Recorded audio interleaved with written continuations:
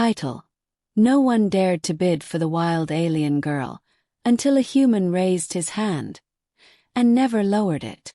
The auction hall was enormous, a cavernous structure of steel and glass, humming with energy. Spotlights cut through the darkness, illuminating rows of elevated stages where captives were displayed. Among them, one stood out like a living storm. She was unlike any other, a wild alien girl, barely older than a child but with the body of a warrior. Her skin shimmered with deep emerald hues, streaked with patterns like living lightning. Her eyes glowed faintly violet, and her hair flowed in tangled locks of silver and gold. She was restrained, bound by glowing chains that seemed to hum with her own restless energy. Yet no one dared bid. Not a single hand rose. Whispers ran through the crowd. Too dangerous. Too unpredictable. She will destroy whoever buys her. From the stage's edge, the alien girl glared at the audience.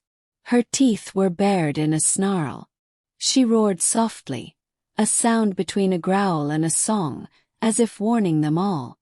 Her body trembled not with fear, but with restrained fury. Then, a ripple ran through the crowd. At the back of the hall, a human stepped forward.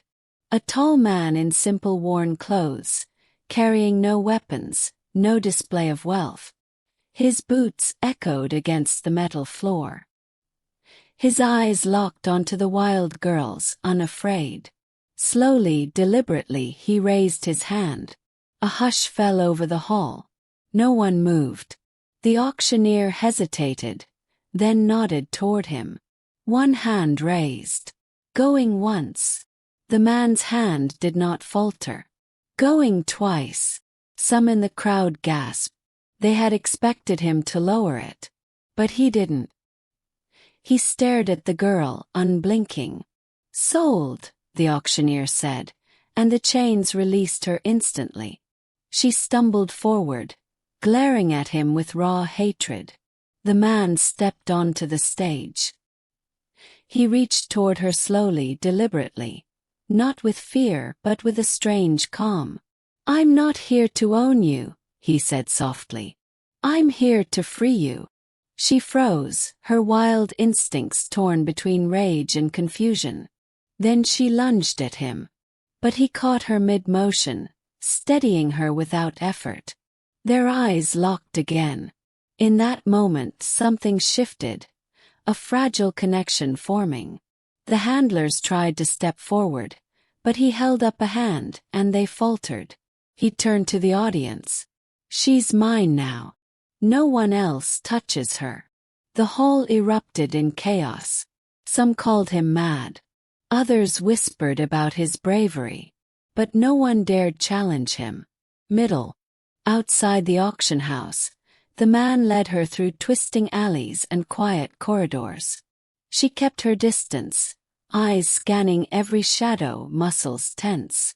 "Why?" she asked finally, her voice a strange melody tinged with defiance. "Why would you bid for me when no one else dared?" He glanced at her calmly. "Because you're worth it.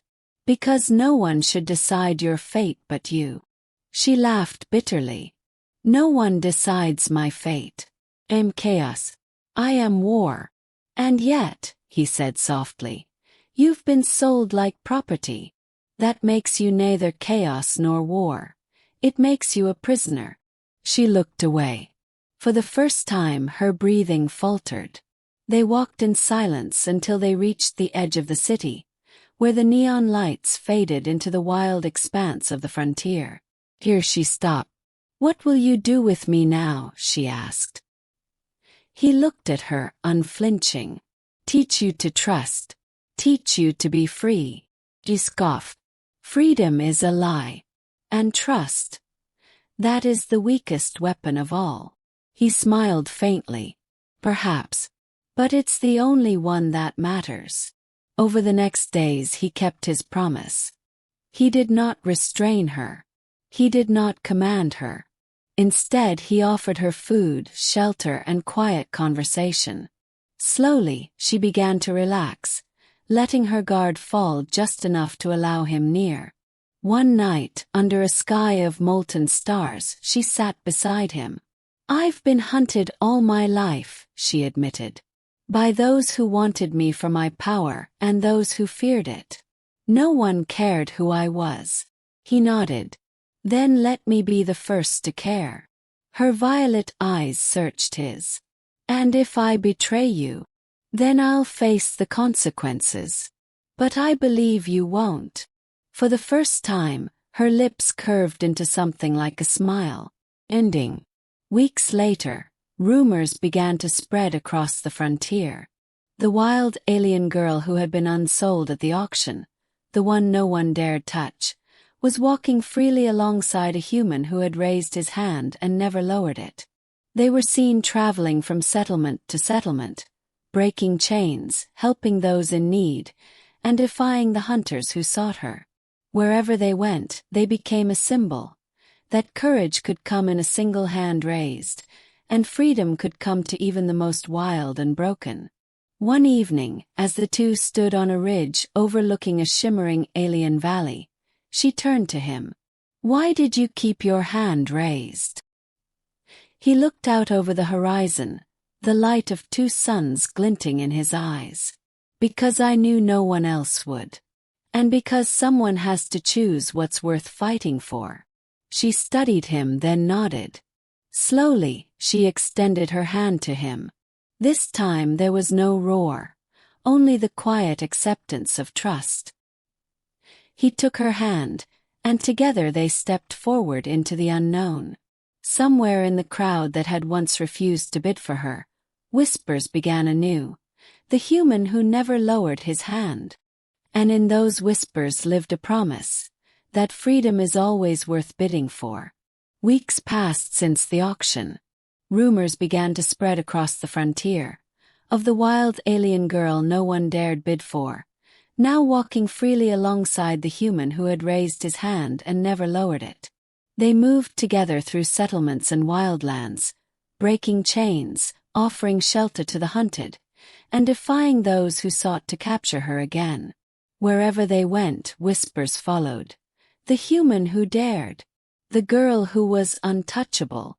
One evening, they stood on a ridge overlooking an alien valley bathed in the light of twin suns. The wind carried scents of unknown flowers and distant storms. She turned to him, her violet eyes reflecting the fading light. "Why did you keep your hand raised?" she asked softly. He looked toward the horizon. "Because I knew no one else would. Because some things, some lives, are worth standing for, even when it's dangerous." She studied him, silence stretching between them. Then, slowly, she extended her hand toward him. Her usual defiance softened into something fragile, something unspoken. He took her hand without hesitation. No chains bound them now. No auctioneer's gavel could decide their fate. Together, they stepped forward into the unknown. The wild girl's laughter broke the quiet, soft, defiant, free. Somewhere far behind them, in the cities and halls where her fate had been decided, whispers began anew. The human who never lowered his hand. And in those whispers lived something stronger than fear. A promise. That freedom is worth fighting for. That courage begins with one hand raised. And that hand can change everything.